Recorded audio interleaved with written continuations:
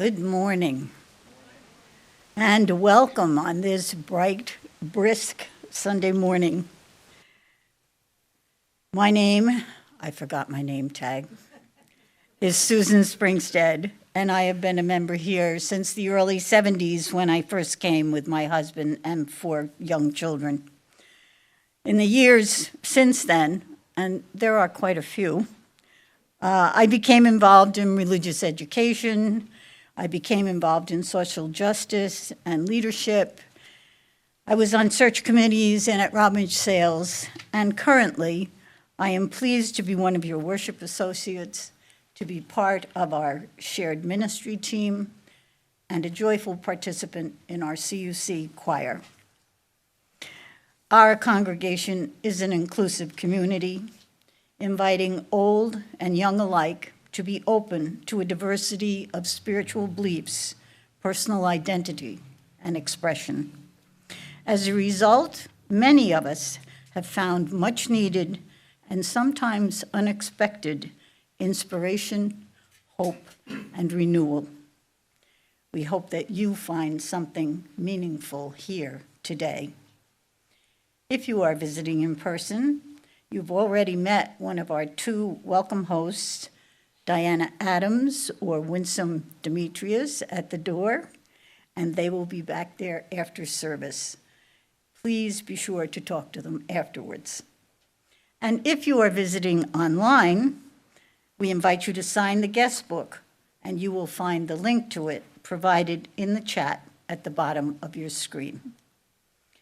As always, we are grateful for those who helped to make the service happen, including our music director, Matt Anderson, our faithful and invaluable, especially today, Zoom technicians, Phil Sosinsky and John Freund, and our not yet visible but soon to be central minister this morning, the Reverend Dr. Sofía Betancourt, who is president of our Unitarian Universalist Association and will join us via video. We invite you to stay after the service for conversation and connection, because there is no coffee, because no one signed up to do coffee. A reminder to self, maybe you can find a date out there before you leave that you could come the few minutes early to do that. There is a sign-up sheet. I invite everyone to silence digital devices at this point, and I invite those online to ready a chalice at home to light as we light the one in our worship service. There are some announcements. Our youth group, as you know, is anticipating an educational trip to our sister congregation in Prague this spring. They are actively engaged in raising money for this trip and hoping you will help them reach their goal by contributing.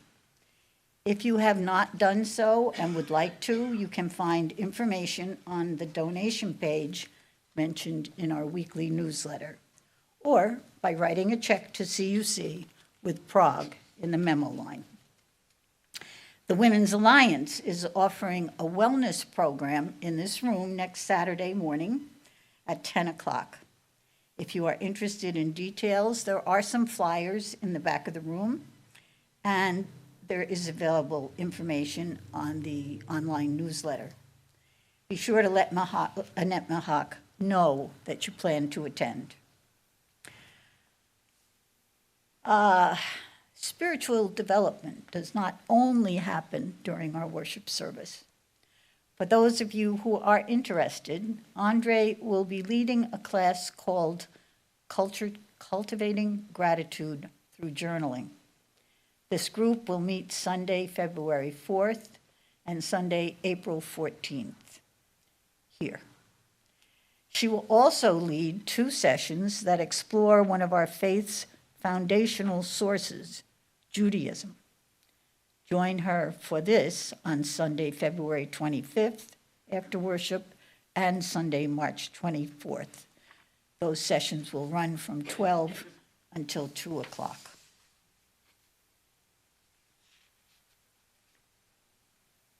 Let us begin our worship service at this moment by greeting those who were brave enough to come out this morning and welcoming them to join us.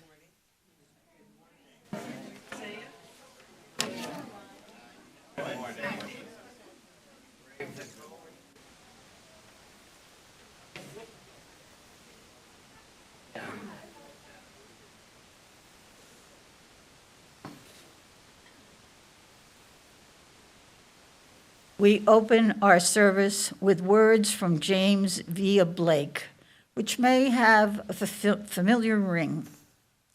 Love is the spirit of this church, and service its law. This is our great covenant, to dwell together in peace, to seek the truth in love, and to help one another. Now let us rise in body or spirit to sing our opening hymn, number 134 in the hymnal.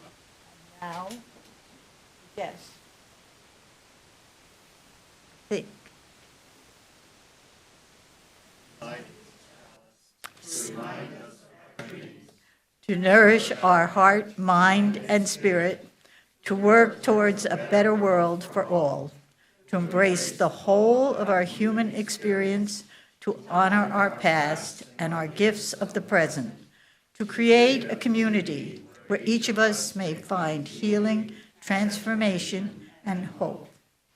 And now, our guest.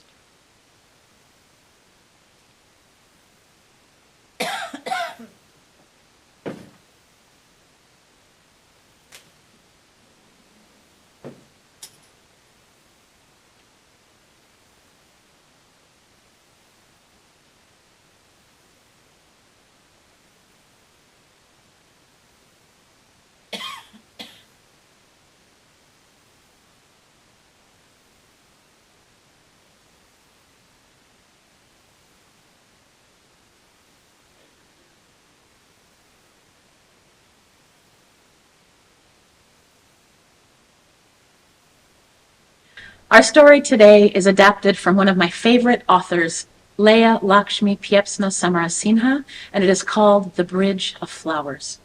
Now, I need you to know that this story is told in the voice of a young girl who loves her family very much. Here we go. I am quiet, and I listen a lot, and that's why I get to tell this story. So here's what happened. My mom, Soraya, is a witch.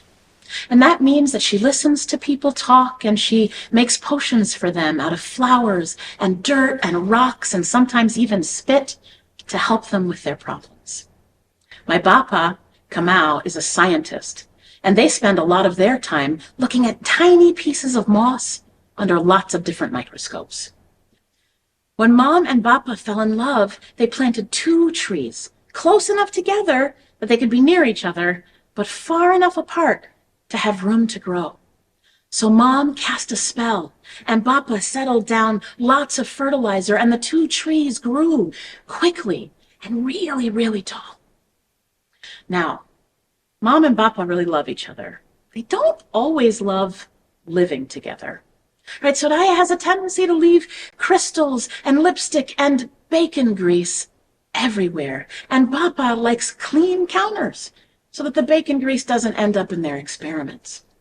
They fight about this sometimes. Soraya thinks that bacon grease and crystals and lipstick are part of the magic. Bappa says clean counters are magical too. So eventually, Soraya and Kamau decided to live close together, but also apart. And they built houses, tree houses, in those very same trees that they planted when they fell in love. And most importantly, between the 2 houses, they wove a bridge of flowers so you could get back and forth whenever you wanted to. That bridge had roses and sunflowers. It had little yellow flowers whose names I don't remember. It had cactuses, one of which was the parent of my own personal cactus, Agnes. You'll hear more about her later. It was a beautiful bridge, and it allowed us to go back and forth whenever we wanted to see each other. Now, my sibling Kumar, after a while, added a skateboarding ramp to the bridge. They would go to the bridge, do an ollie, land on the ramp, go around and do the whole thing again. It kept our family woven together. Me, I stay inside often, and I journal, and I'm quiet. Sometimes outside is just too much. But late at night, when the whole world is listening, I like to sit in the middle of the bridge and breathe. Now, one day, times got really stressful in the world, and Mom tried to help more and more people, and she picked more and more flowers from the bridge for her potions. And Bappa, they were doing more work to try to clean the air, and they took more mosses and lichens from the bridge. They did this work to support the community, and they picked more flowers and more mosses and more lichens. And one morning, when we went outside, we saw that they had picked too much, and the bridge had collapsed. Mom and Bappa started fighting about whose fault it was. We just don't have time to deal with this. And they went back to work. This is something parents do sometimes when they're stressed. But Kumar and I didn't think this was okay. Some members of the community suggested that we didn't need a bridge. After all, Soraya had a ramp, Kamau had an elevator. It wasn't as if we couldn't get to each other. But Kumar and I liked the ease of back and forth. What if I left Agnes in the wrong house? What if Kumar needed their backpack? We decided something had to be done. Now, I don't always get along with my sibling, but we talked about it and we strategized and we came up with an idea. So I went to Mom's cabinet, you know, the one she doesn't lock because she trusts us? I took some of her magical honey and her special dirt and seeds, and Kumar took lichens and mosses from Bappa's lab. And we came and we brought our hands together and we thought about what we most wanted. We closed our eyes and we wished for that to come back into being. When we opened our eyes, the bridge was back. But it didn't just connect our houses. It connected our houses and our libraries and the place where Soraya and Kamau go for organizing meetings. It connected us to the shelter and the food bank and all around the community. And the bridge was beautiful. So we went to wake up Soraya and Kamau to show them what we had done, but they were already awake. They were up late, working on saving the world. But they came outside with us and saw the bridge, and it was good. So it turns out that I have magic too, even though I'm quiet. Or maybe because I'm quiet, I have magic. And it's good to live with people you love and to sometimes have enough space for yourself and for growth. And the truth is that sometimes when we least know what we're doing, it's when we are at our most magical. And that is the end of our story.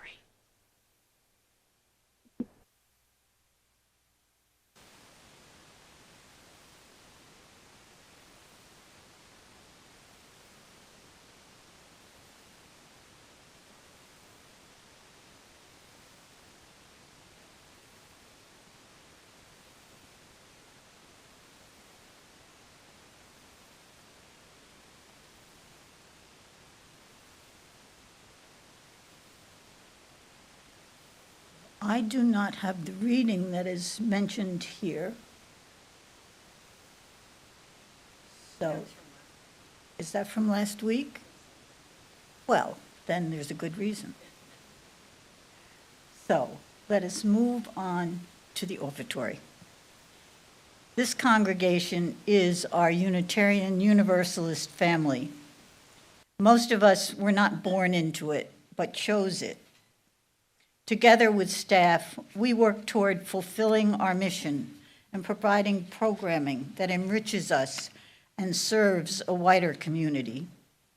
Your continued contributions of time and talent and monetary treasure support that effort. If you're able to make a financial contribution today, that offering will now be gratefully accepted.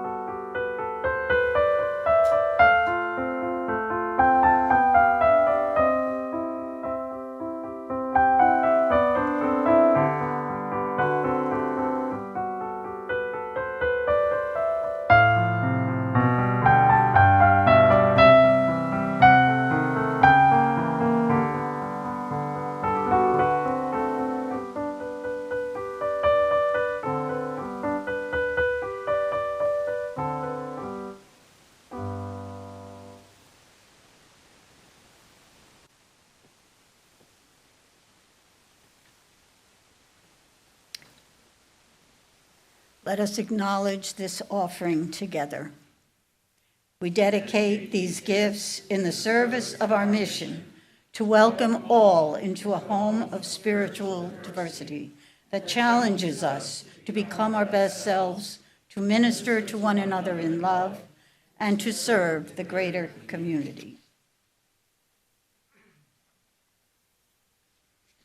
And now we enter into a time of meditation, moments when we share joys or sorrows. We do this each week as a way of caring for each other.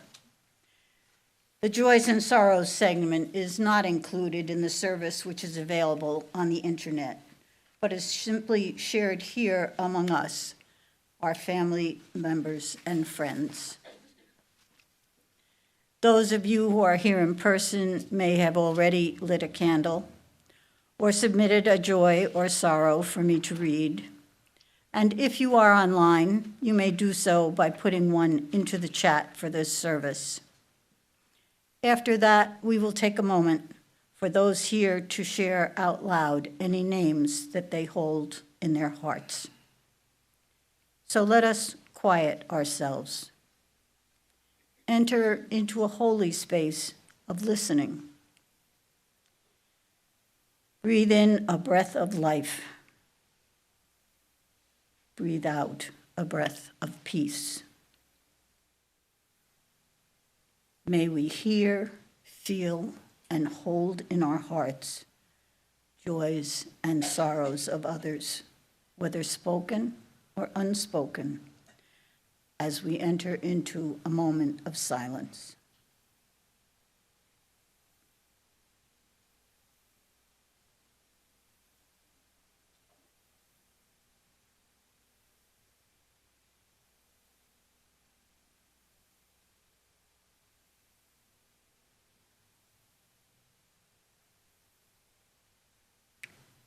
Blessed be.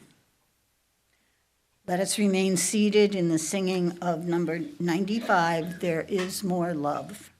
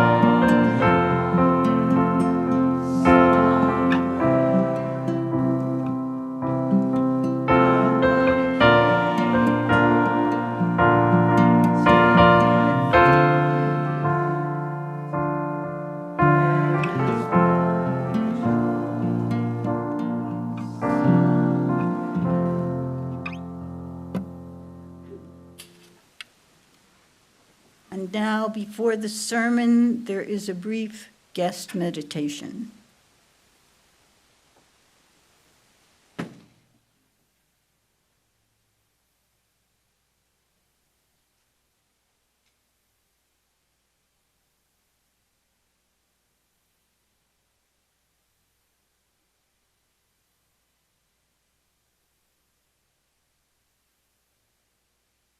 Beloveds, welcome.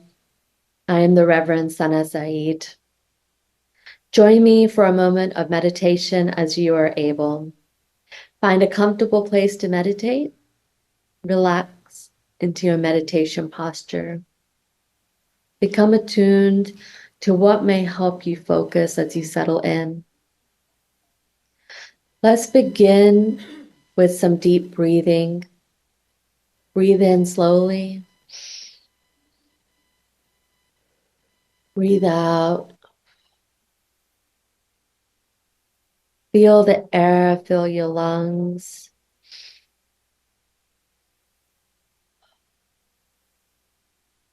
Feel your belly expand.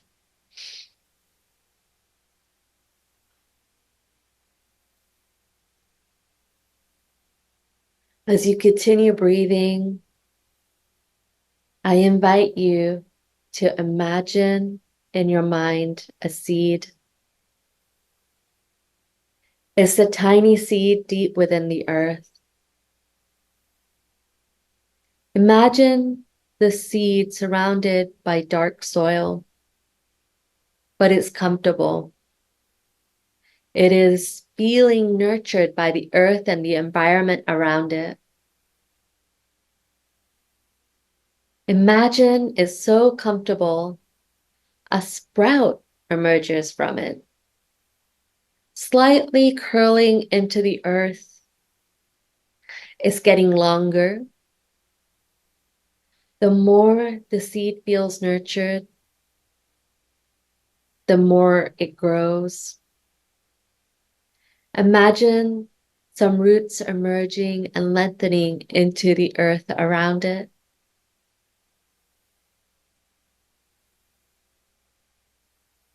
The roots begin to expand and grow longer from the seed, anchoring the seed to the earth around it.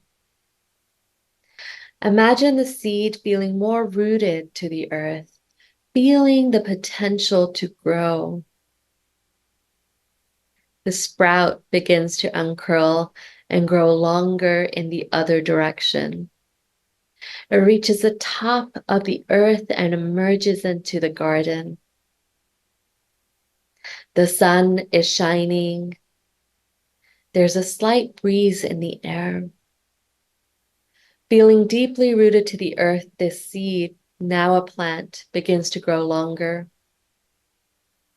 Imagine as it's forming, tiny leaves emerge from its side. They begin to grow, getting bigger and wider. Then, from the center of the leaves, imagine a green stem emerging and growing longer. It has a bulb at its tip. As it grows longer, imagine in your mind the bulb unfolding, and from its center emerging a yellow flower. It's a dandelion. Imagine it fully in bloom as the plant expands and grows. Then imagine the flower slowly transforming from yellow. Its structure is changing. It's becoming fuzzy like a cotton ball. Imagine the seeds emerging at the tip of the stem from the yellow flower. Imagine the seeds are delicately connected to the stem, ready to take flight with the wind. It's commonplace to make a wish on a dandelion and blow the seeds. Imagine now making a wish. I wonder if the wish is for yourself, for your community, or the world.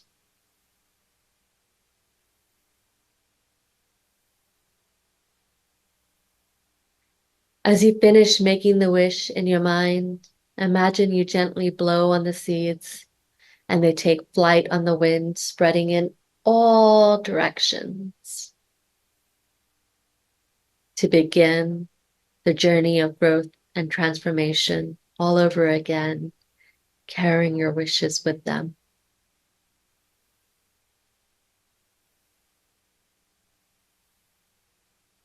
As you finish your meditation, I invite you to return to focusing on your breathing. Breathe in slowly. Breathe out. As you continue breathing, I invite you to return to the present when you are able.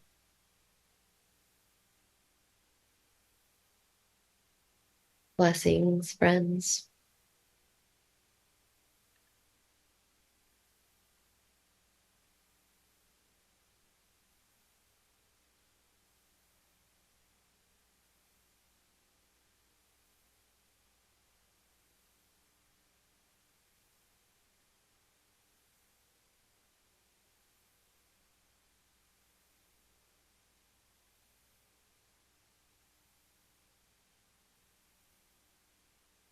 My beloved housemate and chosen family, the Reverend Dr. Devorah Greenstein, has been excited about winter sowing lately. This is the practice of starting seeds outdoors in the winter months, long before most of us think about planting gardens. It's a fairly simple and practical idea. Most gardeners save plastic containers from around the house that we might otherwise recycle, and we prepare them with soil and seeds and lids so they can protect the potential that they house through the coldest months of the year. Why do we do this? Couldn't we look at beautiful pictures and seed catalogs instead and dream of all that we might plant in the spring months? I know that that has long been my personal practice. Why would we follow what for some of us are the winter holidays by tucking tiny kernels of life into unlikely spaces? I've decided to embrace this idea of setting seed long before signs of life will be visible as a type of leaning in to the new year. How many of us, like me, have gotten into a habit of disparagement at the year's turning? I remember holiday ornaments in 2020 that had language I probably shouldn't repeat in the pulpit without good cause, woven into these beautiful snowflakes. I think we still have a small plastic dumpster with flames coming out of the top as a representation of our disparagement and dismay with the year prior. I can't remember if it was 21 or 22. Politics, pandemics, and ideologies have turned what I used to associate with fireworks and other festive celebrations into a kind of creative dismissal of all that has come to pass in the prior 12 months. Don't misunderstand me. I fully embrace the power of humor that allows us to laugh our way closer to hopefulness and possibility. We need more of that. And I'm not here to censor how we keep ourselves going in difficult times. But as often happens in my life, I can hear the echoes of my grandmother's teachings when I get a little too comfortable in how I process all the things. She used to teach me about the magic at the turning of the year, and she encouraged me to do whatever thing I most want to spend my time on or have shape the year to come, just as the clock strikes midnight on December 31st. I think this is related to that tradition of kissing a loved one right at the end of the countdown. Her encouragement reminds me that even in those most difficult years of active quarantine in the face of this ongoing pandemic, there were beautiful things to be proud of that didn't belong in the dumpster fire, for all that it made us laugh in those isolating days. A lot of that pride for me was grounded in the ways that our congregations and communities showed up for one another, showed up for the work of justice. It was grounded in my gratitude for our religious professionals, for our lay leaders and our nationals UUA staff as they pivoted and resourced and supported us through the unknown. Most are still recovering from that nonstop labor. Beloveds, we leaned into community care in profound ways, and I am so proud of how we continue to do so, even as many of us, though not all of us, experience fewer restrictions in our activities than we did then. We built magical bridges, the very kinds of connections and interdependence that we continue to live into together in new ways. Those bridges between and among us require tending, as does the religious witness that we hold together in the world in common cause. In the story that I shared for today's service, we learned about a family negotiating their relationships to one another in their day-to-day living. In The Bridge of Flowers by Leah Lakshmi Piepsna Samarasinha, she invites us to consider the beauty in how we intentionally maintain our connections to each other and invest in bringing our values to bear in the world. This unique bridge connecting people across love, across differences in how they approach everyday life, their belief systems, and community engagement still allows for the creation of beauty and magic, as beauty and science and magic weave together a path that can be navigated by everyone. It keeps them connected to their children, to their people, keeps them connected even when stress seems to rob them of their joy. I probably don't need to remind you that when times were difficult and two people who loved one another profoundly gave more than they could sustainably give to maintain and support their surrounding communities, the Bridge of Flowers collapsed. Not only did it collapse, but some outside of their nuclear family discouraged them from rebuilding the bridge. Soraya had a ramp after all, and Kamau had an elevator.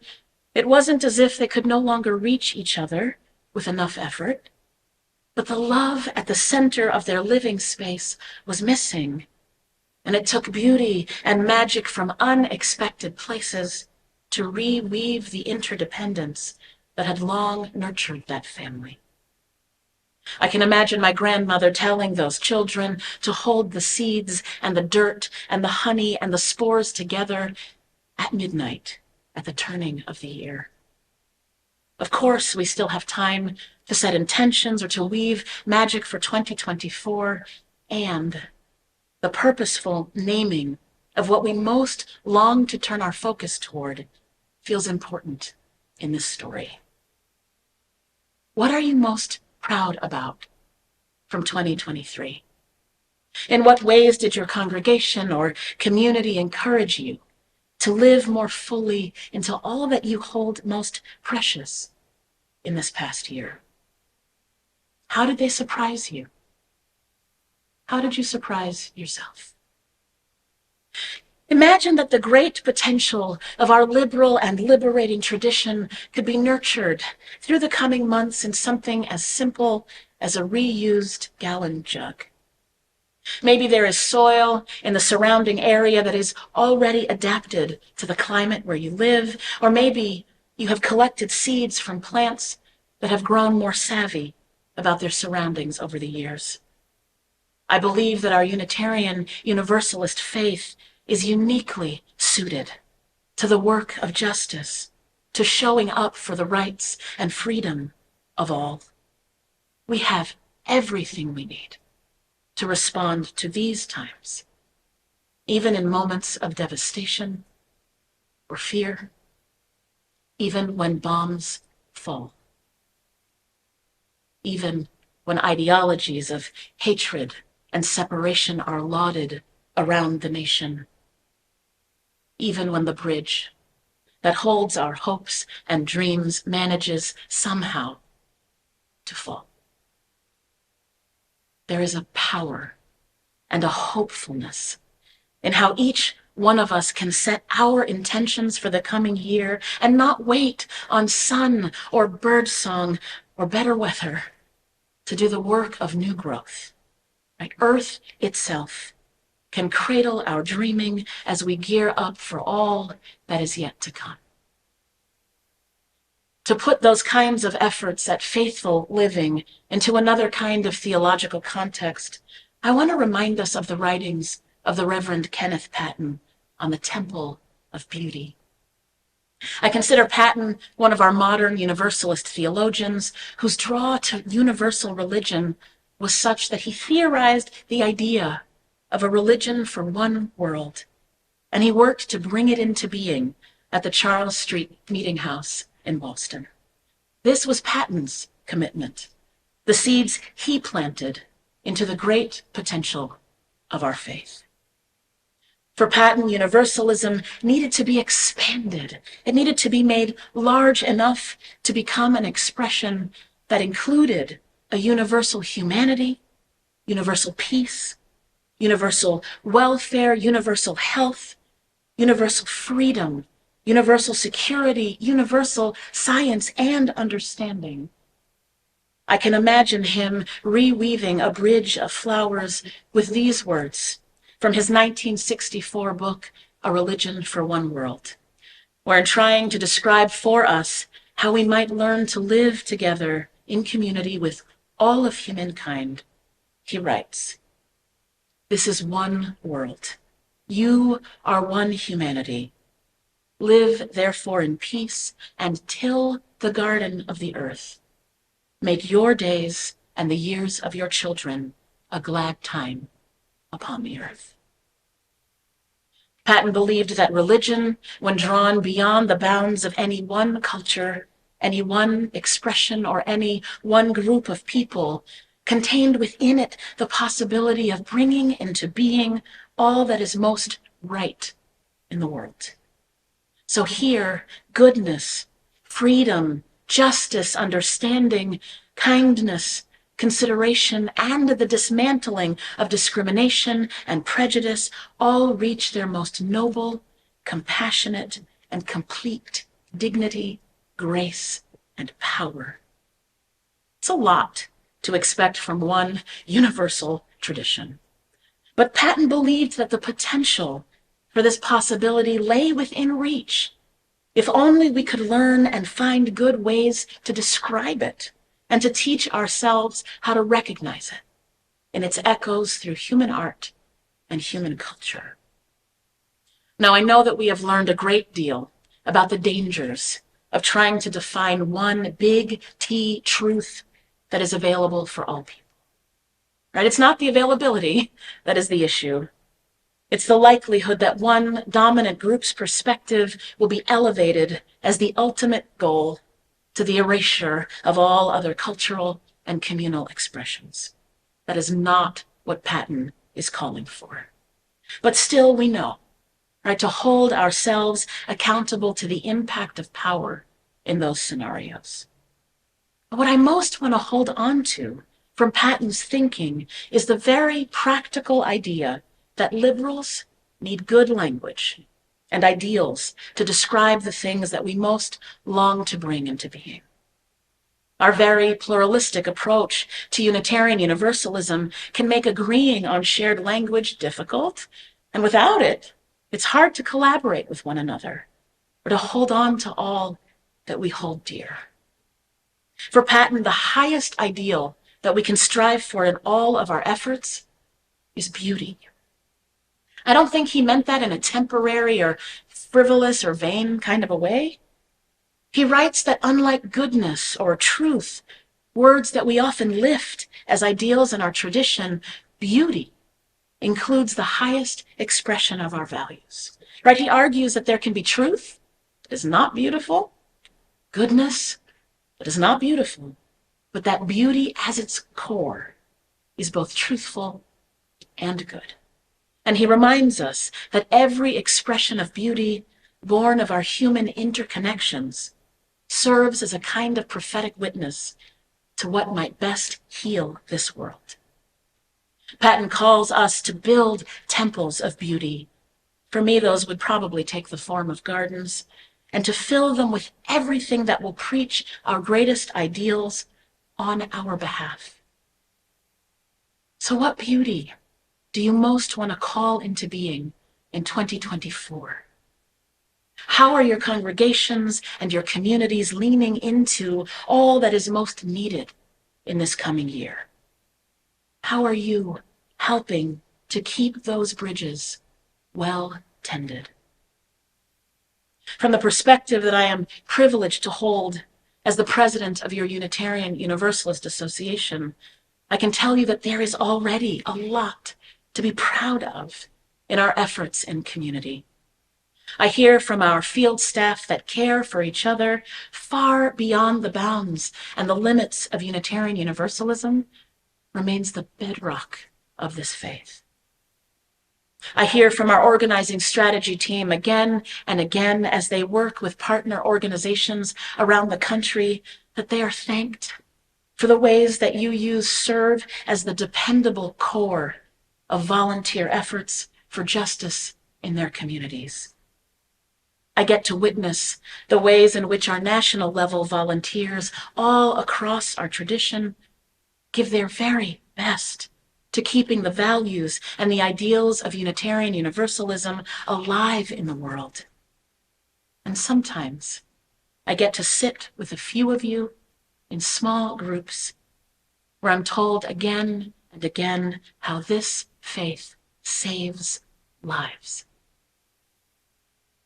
Beloveds, I'm not here to tell you what seeds to plant in the coming year. I can tell you some of mine. In this shared ministry and with the wisdom of so many others by my side, I am tucking the seeds of climate justice into my winter sowing this year. Alongside it go the seeds of democratic strategy, bodily autonomy, and decriminalization. With your dedicated national staff, I get to plant seeds of accountability in ministry and congregational life, seeds of leadership development, resource production, ministry with youth and families, and greater equity among our religious professionals writ large. Together, we will continue to sow seeds that protect the most vulnerable among us, and together we will you the vote again in this coming year.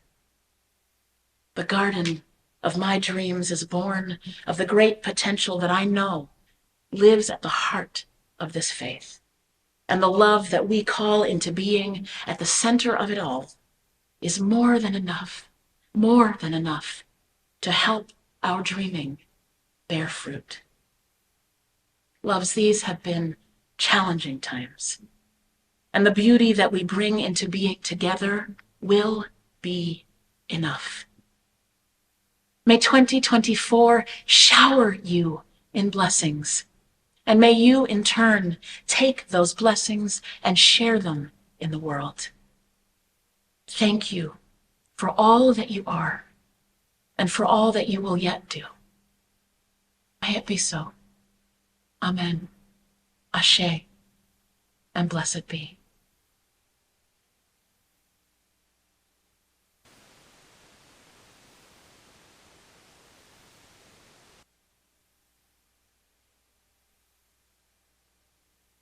Now we will rise as we are able to sing hymn number 299. Matt will play it through one time for us. Make channels for the streams of love.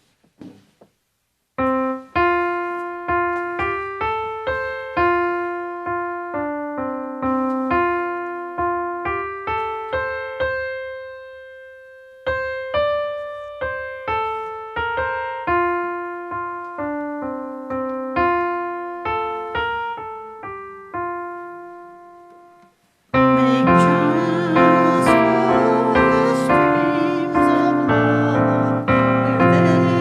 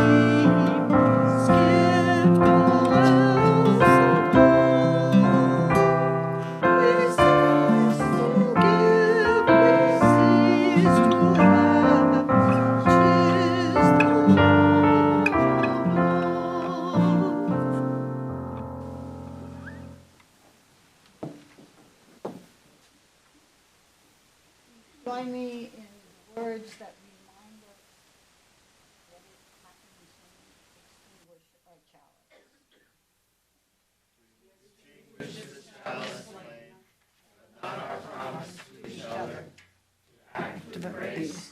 To serve this in love, to serve this community and our world. This promise of the heart serves as a reminder of how we live together.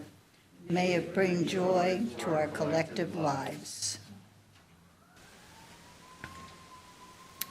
Our benediction today is from Watola Trummer, Rosemary Watola Trummer. It is called A Love That Seeps Into Everything. I wish you the peace that comes when we trust ourselves to meet whatever life brings. I wish you love beyond happy endings, the kind of love that seeps into everything, no matter where the story goes.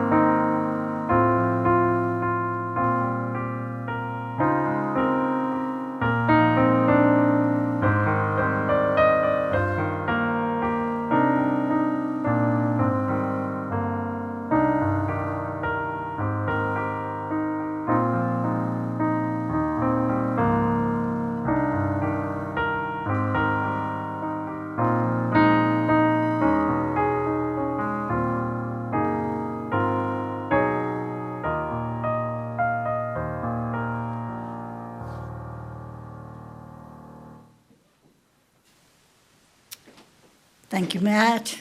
Thank you, John and Phil. Thank you all for being here. And before you go out in the cold, do linger and connect. And sign up for coffee.